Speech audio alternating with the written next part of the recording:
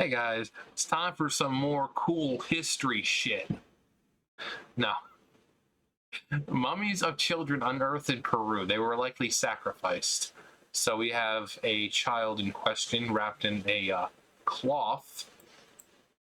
6 mummified children thought to have been sacrificed hundreds of years ago, apparently to accompany a dead nobleman to the afterlife, have been unearthed in a tomb near Lima, archaeologists reported. The tiny skeletons wrapped tightly in cloth were found in a grave of an important man, possibly a political figure, discovered last November at the dig site of, I'm going to pronounce this as white and American as possible on purpose, Cajamarquilla. Wait, we have to say it like this. Cajamarquilla, about 15 miles east of Lima. The children could be close relatives and were placed in different parts of the entrance of the tomb of the nobleman's mummy, one on top of the other. Archaeologists in charge of the dig site told AFP, Pieter van Dalen. Peter. The children, according to working hypothesis, would have been sacrificed to accompany the mummy to the underworld. You know, because who better know, no one knows their way around the underworld quite like children. Little fucking devils.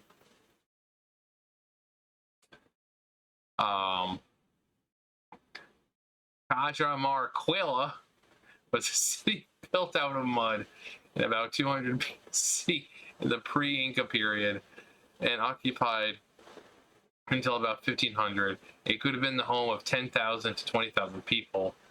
Van Dalen said the mummies were about 1,000 to 1,200 years old. Nearby, the team also found the bones of 7 adults who had not been mummified, as well as the remains of llama-like animals and earthenware. Llamas, well, since this was Peru, would it be alpacas? I mean, if alpacas were around there at that point. The remains of the supposed nobleman were found last year in a tomb, some 3 meters long and 1.4 meters deep, in Cajamarquilla. Sorry, I really did stop saying that. One of the largest archaeological complexes near Lima. He had been about 20. Wow, he had been 20 when he died and was entombed with his hands covering his face and tied up with a rope. In 2018, archaeologists in Peru found evidence of the biggest ever sacrifice of children, uncovering the wow. Where are all the children in the village? I don't know. Maybe they're all being sacrificed. Uncovering the remains of more than 140 youngsters who were slain alongside 200 llamas. Oh, poor llamas, as a part of a ritual offering some 550 years ago. Researchers determined that the children were between the ages of 5 and 14, although most were between 8 and 12 when they died, with their bodies buried facing west, out to the sea, National Geographic reported. It's a ritual killing, and it's very systematic, said John Verano, the physical anthropologist from Tulane University of New Orleans. New Orleans! Is that all?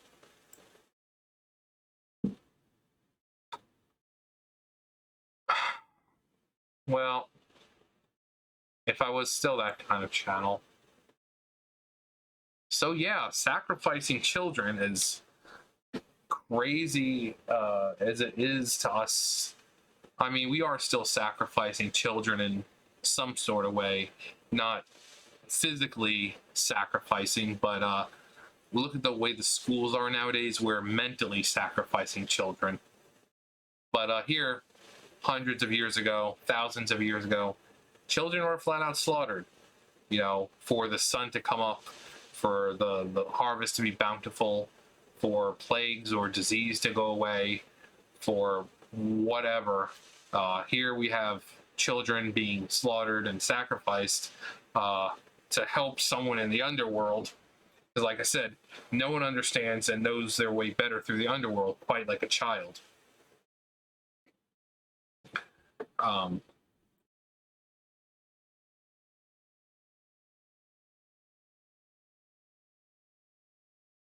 but I figure there'd be some sacrificial altar or something where everything would take place, most likely outside of a temple or inside the temple.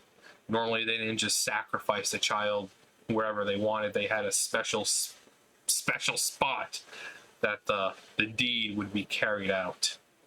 And normally it would be picked in a place where they felt like it was more better. It was better to be. It could communicate better with the gods, or whatever they were trying to do. I mean, obviously, we don't question the way. I mean, we do question the way they were back then. Nowadays, when we want the sun to come up, we don't have to sacrifice children. We know, just like everything else, it's just going to happen. If we want a bountiful harvest, we don't have to sacrifice children. We know exactly what we need to do for, make sure the crops grow or survive a cold winter or whatever the case may be. But here, they didn't. They're like, oh, well, we don't want our people to die, and we want to make sure our crops grow. Let's sacrifice a child. Oh my God, this person's dying of some horrible disease. It's not related to me. Let's sacrifice a child. What? Our enemies are coming from the north and they're going to be here? Well, we need to offer, we have to pray to the gods in order for the strength to defeat them. Let's sacrifice a child. They just, whatever they thought sacrificing would do. I mean, I don't know if these things still take place. I'm sure there are places, some ancient tribes that still exist, that still feel like human sacrifices are still a thing. But civilized places don't sacrifice children that way anymore. Like I said, they sacrifice children, just not physically. Actually, technically, they kind of do. Physically. What's that? My little boy is playing with a Barbie? They must be trans. Let's just cut their fucking penis off. Who cares if they regret it when they get older? It's what we want for them. So yeah, I guess you can still say you're sacrificing when people are sacrificing children.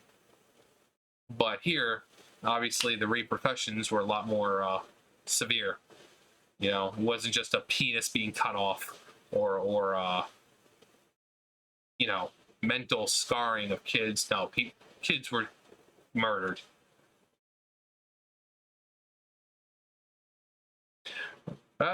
Me and my wife can't conceive. Better sacrifice a child. So, Cajamarquilla, like I say, quesadilla. Instead of I don't say quesadilla, I say quesadilla. Quesadilla. That's a good quesadilla. But yeah. So like I said, we saw the one with I was talking about like Egypt and stuff like that, where they all have this idea of the afterlife, and like with Egyptians, I said, they would bury the pharaohs with all their belongings, pretty much anything they think the pharaoh would need in his trip in the afterlife to be reborn. So all his gold and his treasures and any earthly possessions that he could possibly use on his trek to be reborn. So other cultures, same thing. They felt like, well, we need to bury these important figures with certain things, and for this, they buried their important figures with dead children, because the underworld is easy to navigate when you're a child, apparently. Or maybe that person was going to use those children for sustenance and eat them. Oh God, I'm tired. Well, got 4 children left. Hope I don't get hungry anytime soon.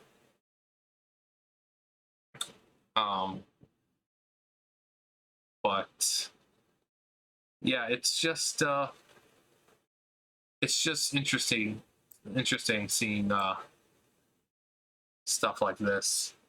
You know, pre-Incan Peruvian archaeologists work on at an excavation site to recover the remains of 14 pre-Incan mummies, 6 children and 8 adults at the archaeological complex in Peru, February 13, 2022. As you can see, the place is made of mud, dirt, stone.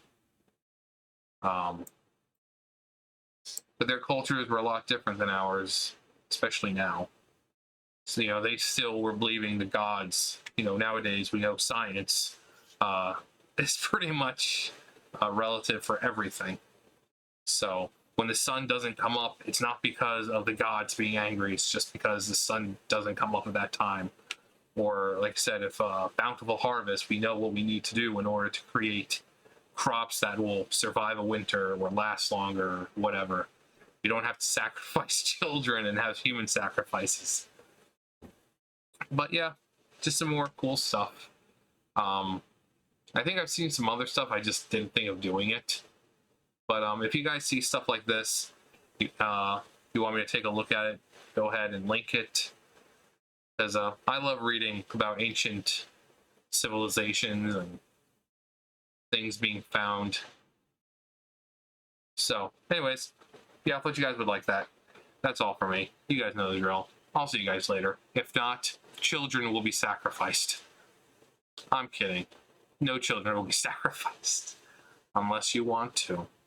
I'm kidding. I'm a bad person. I'm going now. Bye, guys.